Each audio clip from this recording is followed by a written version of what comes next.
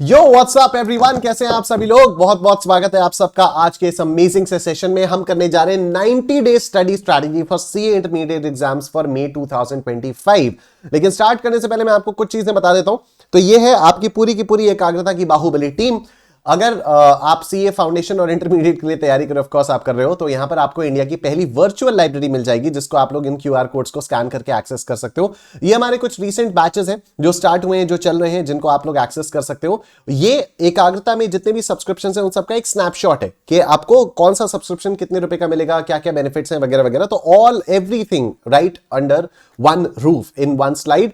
और मजे की बात है, अभी आपको 31% का डिस्काउंट मिल रहा है क्योंकि रिपब्लिक डे ऑफर चल रहा है and this discount is valid only till 27th of जनवरी। ठीक है, लेकिन इसको अवेल कैसे करना है तो उसका मैं आपको एक क्विक तरीका बता देता हूं। तो आपको क्या करना होगा, आपको अड्डा 24/7 की वेबसाइट पर आना होगा। ठीक है, अब आपको वेबसाइट ही नहीं दिख रही है, अभी दिखी? हाँ, आपको अड्डा 24/7 की वेबसाइट पर आना होगा और यहां पर नीचे स्क्रॉल करके आपको स्क्रॉल करना होगा और यहां पर एकाग्रता सीए पर आना होगा। जब आप एकाग्रता सीए पर आओगे, आप सीए इंटरमीडिएट पर क्लिक करोगे और यहां पर आप फिर से सीए इंटरमीडिएट पर क्लिक करोगे। फिर आप कोई भी एक प्लान सेलेक्ट करोगे, कोई भी एक चीज आप सेलेक्ट करोगे और यहां पर आप देखोगे IND 30 कोड अप्लाइड है। आप सिंपली बाय नाउ पर क्लिक करोगे और इस कोड को कर दोगे रिमूव। ठीक है, IND 30 कोड को आप रिमूव करोगे। आप यहां पर कोड डालोगे एकाग्रता। क्या कोड डालोगे आप? कोड डालोगे एकाग्रता। जैसे ही आप एकाग्रता कोड डालोगे, आपको मिल जाएगा एक एक्स्ट्रा % डिस्काउंट, मतलब 31% डिस्काउंट। टोटल आपको 31% का डिस्काउंट मिल जाएगा। ठीक है, तो this is how you can avail the 31% का डिस्काउंट टिल 27th ऑफ जनवरी। चलो let's get started. 90 day study strategy CA intermediate मई 25 के लिए हम लोग स्टार्ट करते हैं। प्रॉब्लम्स क्या क्या है? देखो, अगर आपका फर्स्ट अटेम्प्ट है तो आपके पास ये प्रॉब्लम्स आएंगी कि आप सिंगल ग्रुप दो या बोथ ग्रुप्स दो। अगर बोथ ग्रुप्स दोगे तो फिर क्लासेस कैसे मैनेज होंगी, रिवीजन कैसे मैनेज होगा। सिंगल ग्रुप दे रहे हो तो भी क्लासेस कैसे मैनेज होंगी, रिवीजन कैसे मैनेज होगा।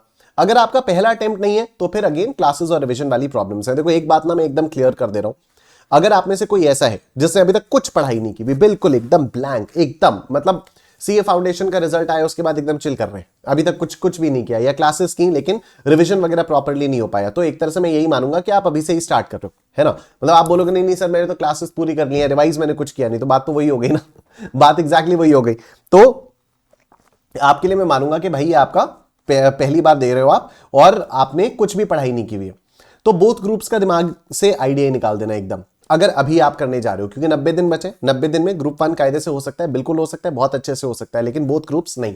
ठीक है, until and unless you are extraordinary और आप दिन दिन रात रात एक करके बोथ ग्रुप्स निकाल लो, वो बात अलग है। ठीक है, लेकिन एक एवरेज स्टूडेंट के लिए मैं आपको बता रहा हूं, प्लीज दूसरे ग्रुप का दिमाग, दूसरे ग्रुप का जो थॉट है अपने दिमाग से निकाल देना। If you haven't studied anything till now, अगर आपने अभी कुछ पढ़ाई कर रखी है, ग्रुप 1 आपका क्लियर है, ग्रुप 2 कैसे है, तो उसके बारे में हम लोग यहां पर मैं क्लियर कट आपको स्ट्रैटेजी बताऊंगा कि कैसे आप अपने लिए डिसाइड कर सकते हो कि आपको सिंगल ग्रुप देना है या बोथ ग्रुप देना है। ठीक है, तो ये बहुत इंपॉर्टेंट सेशन होने वाला है एंड ट्रस्ट मी, जो भी चीजें मैं आपको यहां पर बताऊंगा ना, actually they work and they will work very well for you. तो please watch this session till the end. ठीक है, ऑलराइट, अगर आपका फर्स्ट अटेम्प्ट है तो अब आपके पास सवाल है कि सर सिंगल ग्रुप दें या बोथ ग्रुप्स दें। तो देखो, बड़ा सिंपल सा है, एक ऐसा ग्रुप जिसमें आप थोड़े से ज्यादा कॉन्फिडेंट हो, मे बी आपकी ग्रुप 1 की क्लासेस कंप्लीट हो चुकी हैं या मे बी आपकी ग्रुप 2 की क्लासेस कंप्लीट हो चुकी हैं। अगर आपने सपोज सितंबर में एग्जाम दिया था, उसका रिजल्ट कब आया? अक्टूबर में आया। ठीक है, तो ग्रुप 2 की क्लासेस हमारी नवंबर से स्टार्ट हो गई थी, तो ग्रुप 2 की क्लासेस आपकी चल रही है, हो सकता है ग्रुप 1 की आपने क्लासेस अभी की ही ना हो, राइट। तो एक ग्रुप जिनमें आप सबसे ज्यादा कॉन्फिडेंट हो, उस ग्रुप के आप तीनों पेपर्स का मॉक टेस्ट दोगे, तीनों सब्जेक्ट्स का आप मॉक टेस्ट पेपर दोगे एक एक। ठीक है, अगर तीनों में आपके 70+ आ गए, तब तो आप दूसरे ग्रुप के बारे में सोच भी सकते हो। ठीक है, otherwise just drop it completely, उसी एक ग्रुप पर फोकस करते रहो। आपको क्या करना है, आपको तीनों पेपर्स के मॉक टेस्ट देने हैं, तीनों के तीनों पेपर्स के आपको मॉक टेस्ट देने हैं। आप अगर एक भी पेपर में आपके 69 भी आए, भाई ड्रॉप करो दूसरे ग्रुप का आइडिया। जिन पेपर्स में आपके मार्क्स कमाए उनको अच्छे से तैयारी करो। अगर फिर से 70 के ऊपर स्कोर आ गया, तब आप बोथ ग्रुप्स के बारे में सोच सकते हो, अदरवाइज ड्रॉप कर दो आइडिया को। ठीक है, 1 ग्रुप प्लस 1 सब्जेक्ट्स या 2 सब्जेक्ट्स दूसरे ग्रुप के, हाथ जोड़कर रिक्वेस्ट है, प्लीज ऐसा मत करना कि अरे ग्रुप 1 का इतना तो कर लेता हूं, ग्रुप 2 में ये सब्जेक्ट और कर लेता हूं। फायदा क्या होगा उससे? क्या फायदा होगा उससे? कुछ भी फायदा नहीं होगा। ठीक है, अगर मान लो आपका एग्जामिशन आ भी गया, अगर मान लो आपका एग्जामिशन आ भी गया, तो भी अटेम्प्ट तो देने जाना ही पड़ेगा ना आपको। तो प्लीज ये बेवकूफी मत करना, मत करना, मत करना। मैं कई बार कर चुका हूं, मैं बहुत परेशान रह चुका हूं। इससे होता क्या है, जब आप दूसरे ग्रुप का एक सब्जेक्ट, मतलब दूसरे ग्रुप मतलब नॉन डोमिनेंट ग्रुप हम लोग बोल देते हैं, नॉट द सेकंड ग्रुप और द फर्स्ट ग्रुप पर से, ठीक है, क्योंकि अगर आप सेकंड ग्रुप में ज्यादा कॉन्फिडेंट हो तो फिर दूसरे ग्रुप का मतलब हो गया first group. I think this is common sensical, ये समझ में आ रही होगी बात, है ना। तो अगर मान लो सपोज आप ग्रुप 2 की प्रिपरेशन कर रहे हो, क्योंकि आपने ग्रुप 2 की क्लासेस पूरी की पूरी कर रखी है, ग्रुप 1 की क्लासेस का अभी पता नहीं, ठीक है। अब अगर आपने पूरा का पूरा ग्रुप 2 की कोशिश की और फिर आपने सोचा कि यार ग्रुप 1 में एक कोई सब्जेक्ट उठा लेता हूं, उसमें एग्जामिशन ले आऊंगा, भाई ऐसा नहीं होगा। क्योंकि जब भी आप वो सब्जेक्ट पढ़ोगे ना, जितनी बार आप उस सब्जेक्ट को पढ़ने की कोशिश करोगे उतनी बार वो सब्जेक्ट आपके लिए एक डिस्ट्रैक्शन क्रिएट करेगा। थोड़ा सा पढ़ते पढ़ते कभी कभी आपको मजा आने लग जाएगा और आपको लगेगा कि अरे यार फिर मैं काम करता हूं ना 60 क्यों, मैं ना उसमें 80 टारगेट करता हूं और बाकी दोनों सब्जेक्ट्स में भी मैं 40 या 50 कुछ तो ले आऊंगा, एवरेज कर लूंगा। और ये एक दिमाग को टॉर्चर करने वाली बात होती है और ये तब तक रहेगी जब तक आप एग्जाम हॉल में पहुंच नहीं जाते, ठीक है। एंड अटेम्प्ट्स लगते रहेंगे, the cycle will keep on continuing, ठीक है। तो प्लीज ऐसा मत करना कि एक ग्रुप दूंगा प्लस किसी दूसरे ग्रुप का एक आध सब्जेक्ट और दूंगा, ठीक है, ऐसा बिल्कुल भी मत करना। Either go for a single group और गो फॉर बोथ ग्रुप्स, ठीक है। ये बीच का रास्ता बिल्कुल भी नहीं अपनाना है अपने को। अब बात वही है, अगर एक ग्रुप में आपने तीनों मॉक टेस्ट पेपर्स दिए, तीनों सब्जेक्ट्स के मॉक टेस्ट पेपर्स दिए, अगर 70+ आ गए तो आप बिंदास दूसरे ग्रुप के बारे में सोचिए, अदरवाइज आप एक ही ग्रुप के बारे में सोचोगे, ठीक है, अदरवाइज एक ही ग्रुप के बारे में सोचोगे। It's absolutely right to appear for one group at a time, it's absolutely fine. कई लोगों को लगता है आर्टिकलशिप नहीं मिल पाएगी, ये नहीं होगा, वो नहीं होगा, ऐसा कुछ नहीं होता है भाई। एक एक ग्रुप करके भी अगर क्लियर किया ना, आर्टिकलशिप मिल जाएगी, अच्छे से मिल जाएगी, ठीक है। चलो, फर्स्ट अटेम्प्ट अगर आपका है और बोथ ग्रुप्स आप देने जा रहे हो, तो आपकी स्टडी स्ट्रैटेजी क्या होने वाली है। कोचिंग या तो आपकी अभी चल रही होगी या तो आपकी कोचिंग ओवर हो चुकी होगी। अगर आपकी कोचिंग अभी चल रही है तो सुनो, आपके डे का ब्रेकअप क्या है, आप 8 घंटा सोगे, क्लासेस 3 सब्जेक्ट्स हैं, 2-2 घंटे ईच, तो 6 घंटे आपकी क्लासेस में चले गए। दोनों क्लासेस के बीच में, हर 2 क्लासेस के बीच में आपके पास 15 मिनट का ब्रेक होगा, 1 घंटा आपका वहां पर चला गया। नहाना धोना खाना पीना, इसमें 2 घंटे आपके और चले गए। आपके पास बचते हैं अब 7 घंटे। आपके पास क्या बचते हैं, आपके पास अब बचते हैं 7 घंटे। इन 7 घंटों में आपको वो भी करना है जो ऑनगोइंग ग्रुप आपका चल रहा है, उसको आपको रिवाइज करना है, और जो एक ग्रुप ऑलरेडी हो चुका है उसका भी आपको रिविजन करना है, राइट। इसमें से क्या करोगे, 4 घंटों में आप वो रिवाइज करोगे जो ग्रुप आपका अभी चल रहा है, जिस ग्रुप की कोचिंग आपकी अभी चल रही है, उसको रिवाइज करने के लिए आप अपने पास 4 घंटे रखोगे, और जो ग्रुप ऑलरेडी हो चुका है उसको आप रिवाइज करोगे बचे हुए 3 घंटों में, ठीक है। अब कोशिश करो कि थोड़ा सा नहाने धोने में कम टाइम जाए, बाकी चीजों में थोड़ा सा कम टाइम जाए, तो पढ़ाई को थोड़ा सा और आप लोगों को ज्यादा टाइम मिल जाएगा, पढ़ाई के लिए आपको थोड़ा और ज्यादा टाइम मिल जाएगा। यस, बोथ ग्रुप्स में जेन्युइनली इतना एफर्ट देना पड़ता है, ठीक है। अगर मान लो आपकी कोचिंग ओवर हो चुकी है, मतलब अब आपकी कोई कोचिंग नहीं है, तब तो बहुत ही बढ़िया है, जितना भी आप पढ़ चुके हो उसको आपको बस रिवाइज करना है।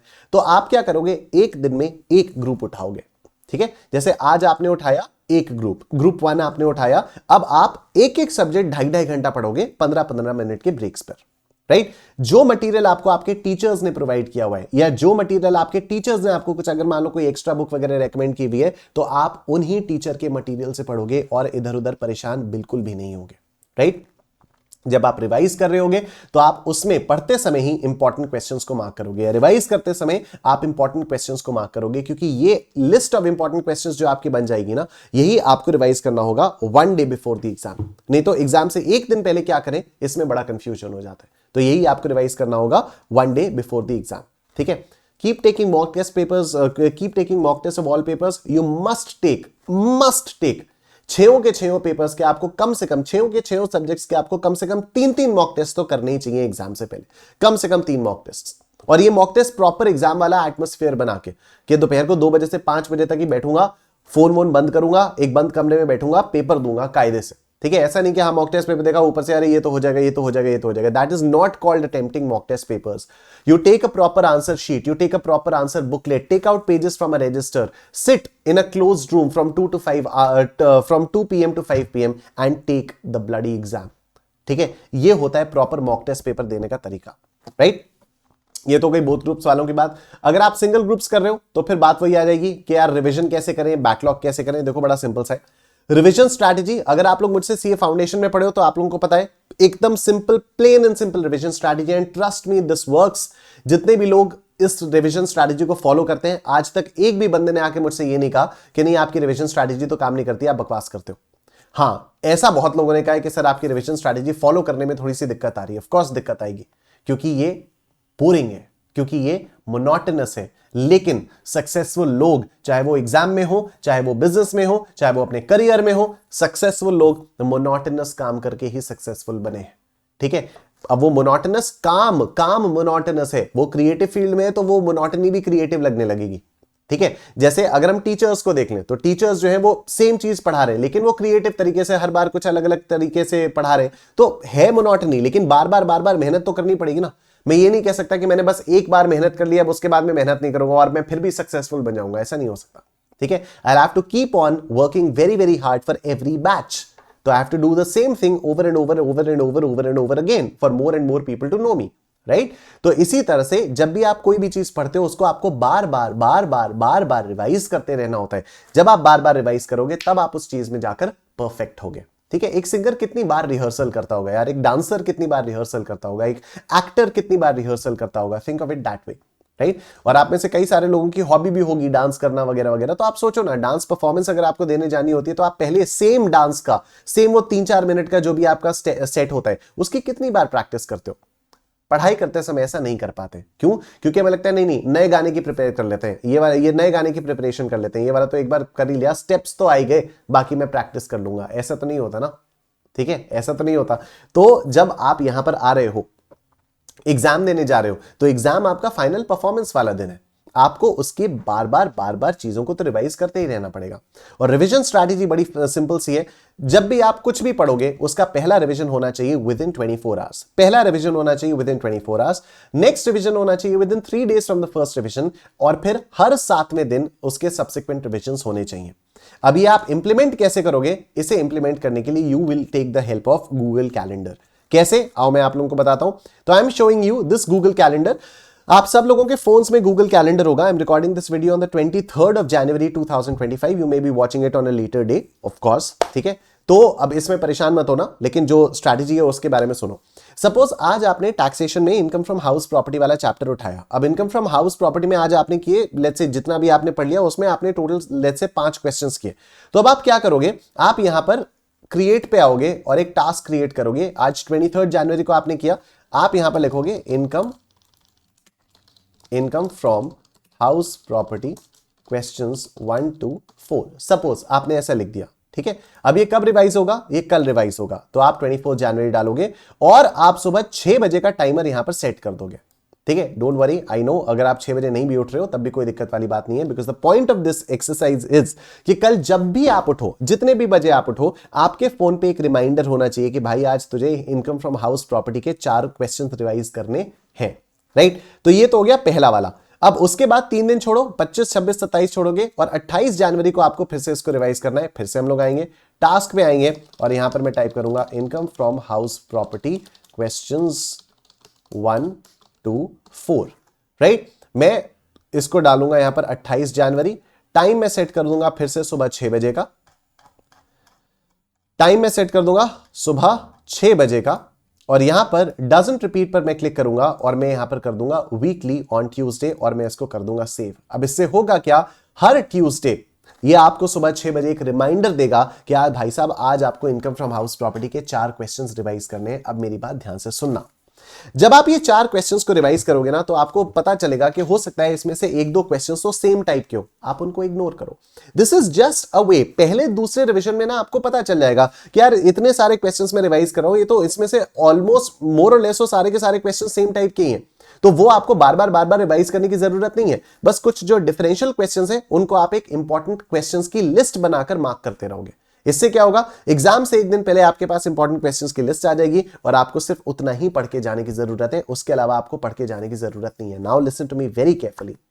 कई सारे लोगों को लगता है कि यार इतना सब करते रहेंगे, इतनी बार सेम चीज रिवाइज करेंगे, नया कैसे पढ़ेंगे? Trust me guys, every revision, with every revision, the time taken to revise that thing reduces drastically. आप सोचो बचपन में एबीसीडी याद करने में आपको कितना टाइम लगा था और आज आप 5 सेकंड के अंदर ए से लेकर जेड तक सारे के सारे 26 रैंडम अल्फाबेट रिवाइज कर सकते हो, बोल सकते हो, रिसाइट कर सकते हो। Right, and this is only because of the power of revision.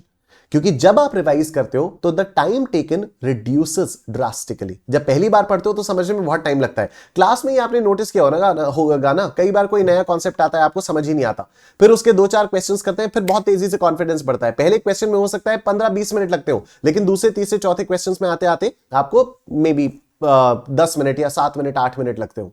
ठीक है, तो इस तरह से जितनी ज्यादा बार आप चीजों को रिवाइज करोगे ना, उतना टाइम टेकन आपका कम होता रहेगा और वो चीज एकदम परफेक्टली आपके दिमाग में बैठती रहेगी। इससे क्या होगा, जब एग्जाम में कोई नया भी क्वेश्चन आएगा ना, तब भी आपको दिक्कत नहीं होगी। ठीक है, तब भी आपको दिक्कत नहीं होगी। ओके, ये तो हो गई उन लोगों की बात जिन्होंने अभी तक पढ़ाई शुरू नहीं की थी या कुछ भी है। अब वो लोग जिन्होंने पढ़ाई शुरू कर ली थी लेकिन अभी तक आपने रिवीजन नहीं किया, भाई now is a time, you have to start now. अभी से कर लो। कई सारे स्टूडेंट्स के मेरे पास मैसेजेस आ रहे हैं कि सर मैंने तो इतना सारा टाइम वेस्ट कर दिया, अब क्या करूं। आप भूल जाओ आपका टाइम वेस्ट हुआ है, भूल जाओ, सारी चीजें भूल जाओ। आप मानो आज से आपकी शुरुआत हुई है, आज से आप चीजों को पढ़ोगे, आज से आप अपना रिवीजन प्लानर बनाओगे और प्रॉपर तरीके से अपना रिवीजन प्लानर फॉलो करोगे। ठीक है, that's it from my side. Slowly और ग्रेजुअली स्टार्ट करो और आपका काम बन जाएगा। Wish you guys all the very best. अगर आपके इसके अलावा कोई भी और सवाल है तो please let me know in the comments. मैं पर्सनली आपके हर क्वेश्चन का रिप्लाई करूंगा। Thank you so much for watching everyone. Share कर देना इसको सब लोगों के साथ जिससे सबका भला हो जाए। Please trust me, revision planner follow करना बहुत बहुत जरूरी है और आप इसको हर सब्जेक्ट में अप्लाई कर सकते हो। शुरू तो करो, एक बार शुरू तो करो।